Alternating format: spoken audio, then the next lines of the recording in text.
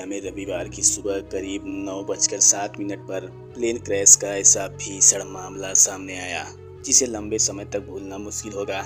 जेजू air की उड़ान संख्या 2216 जो बोइंग 737 विमान था, थाईलैंड के बैंकॉक से साउथ कोरिया के मुआन लौट रहा था। मुआन इंटरनेशनल एयरपोर्ट पर लैंडिंग के दौरान विमान रनवे पर फिसल गया और उसकी एक फेंस से टक्कर हो गई। टक्कर होने की वजह से प्लेन न सिर्फ क्रैश हुआ बल्कि उसमें धमाका भी हो गया और विमान आग का गोला बन गया। अधिकारियों का मानना है कि विमान पक्षियों के झुंड से टकराया होगा, जिसके कारण उसके लैंडिंग गियर में खराबी आ गई। ऐसे में एयरपोर्ट का चक्कर लगाने के बाद विमान को लैंडिंग गियर को पूरी तरह से फैलाए बिना इमरजेंसी बेलिंग लैंडिंग कराने की कोशिश की गई और तभी यह हादसा हुआ। इस विमान हादसे में 179 लोग मारे गए पर 2 लोग जिंदा बच गए।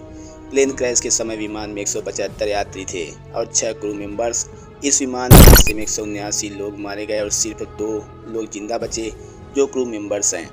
जिस भयानक प्लेन क्रैश में 179 लोग जिंदगी की जंग हार गए, उसमें 2 लोग किसी तरह जिंदगी की जंग जीत गए, लेकिन हादसे के बाद उन्हें इलाज के लिए अस्पताल में भर्ती कराया गया। लेकिन अस्पताल में उन्हें इस हादसे के बारे में कुछ भी याद नहीं था। रिपोर्ट्स के अनुसार होश में आने के बाद दोनों इस हादसे को याद ही नहीं कर पा रहे थे।